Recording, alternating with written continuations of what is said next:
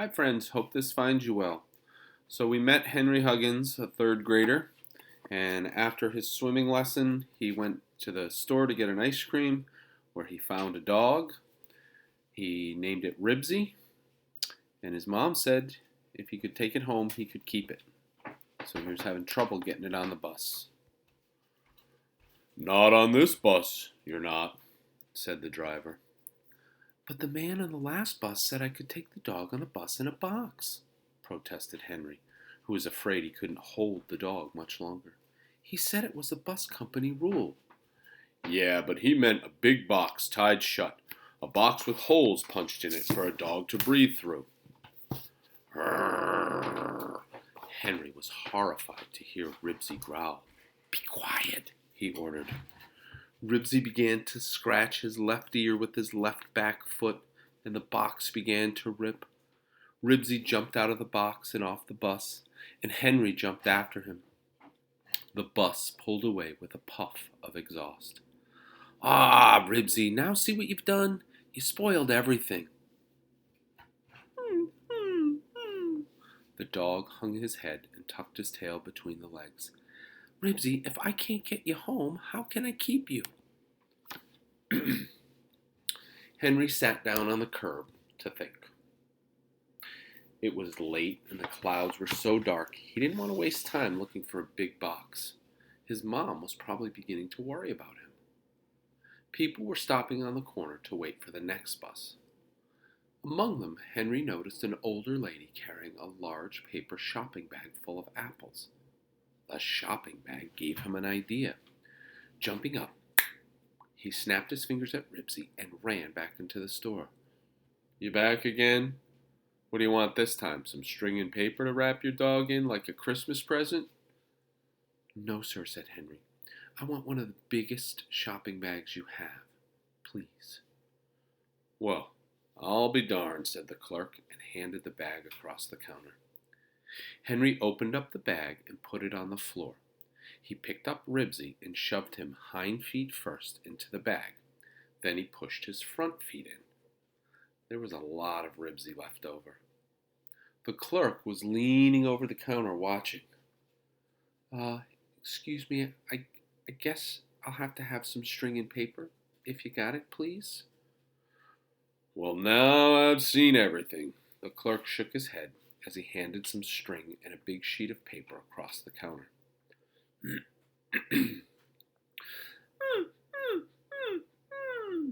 Ribsy whimpered, but held still while Henry wrapped the paper loosely around his head and shoulders and tied it with the string.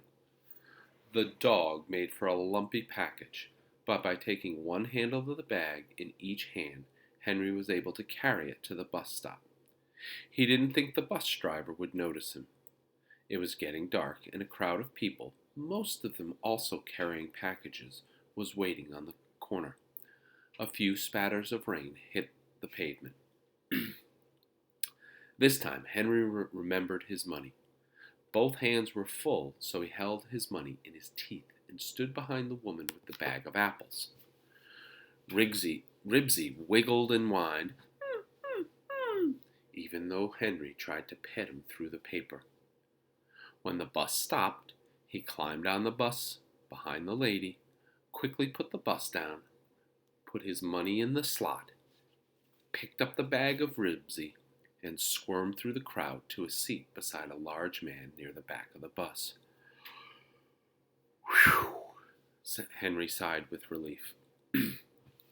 The driver was the same one he had met on the first bus, but Ribs was now on the bus at last. If he could only keep him quiet for 15 minutes, they'd be home, and Ribsy would be his pet forever. At the next bus stop, Henry saw Scooter McCarthy, a fifth grader at school, get on and make his way through the crowd to the back of the bus. Oh, just my luck, thought Henry. He's going to want to know what's in my bag. Hi, said Scooter. Hi, said Henry. What you got in the bag? Asked Scooter. None of your beeswax, asked Henry. Scooter looked at Henry. Henry looked at Scooter. Crackle, crackle, crackle, went the bag. Henry tried to hold it more tightly between his knees. There's something alive in that bag, Scooter said accusingly. Be quiet, Scooter, whispered Henry. Aw, be quiet yourself, said Scooter. You got something alive in that bag. By this time, the people on the back of the bus were staring at Henry and his package. Crackle, crackle, crackle. Henry tried to pat Ribsy again through the paper. The bag crackled even louder.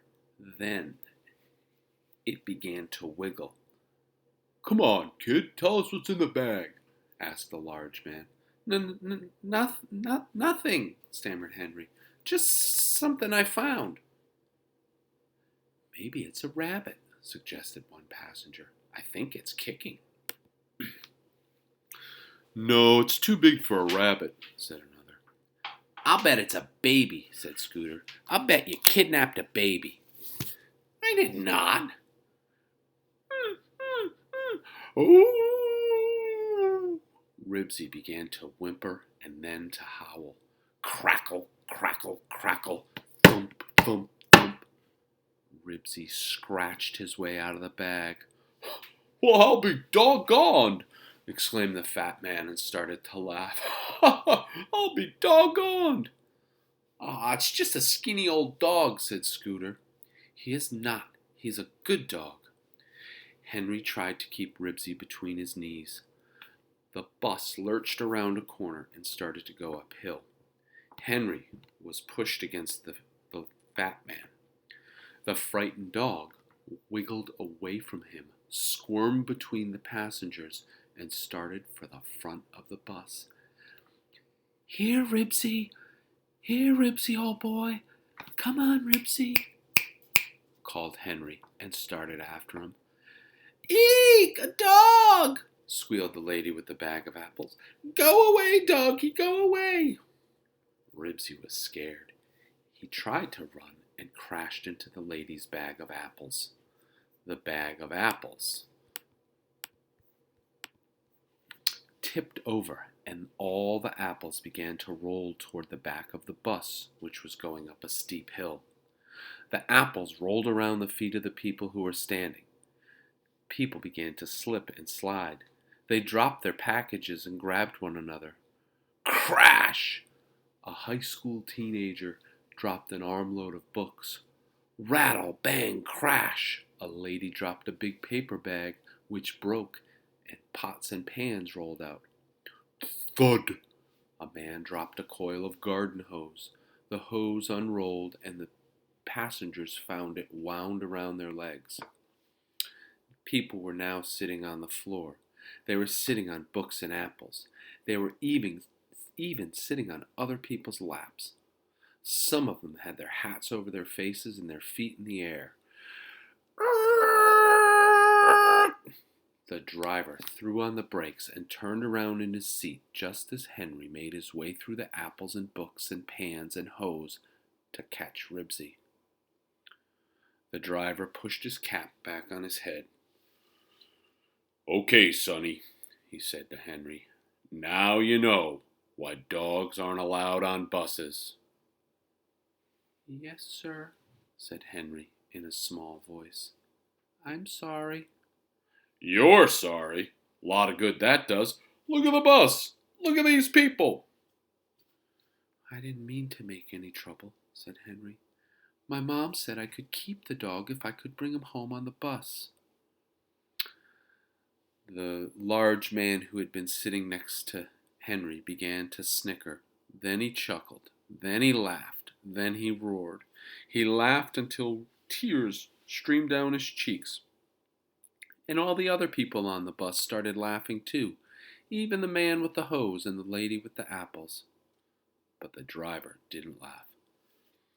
Take that dog and get off the bus, he ordered. Ribsy whimpered and tucked his tail between his legs. The man at the back of the bus stopped laughing. See here, driver, you can't put that boy and his dog out in the rain. And that's where we're going to stop today. And I hope you enjoyed Henry Huggins Part 2. And we'll find out what happens on their bus adventures tomorrow. Hope you have a great day. Miss you.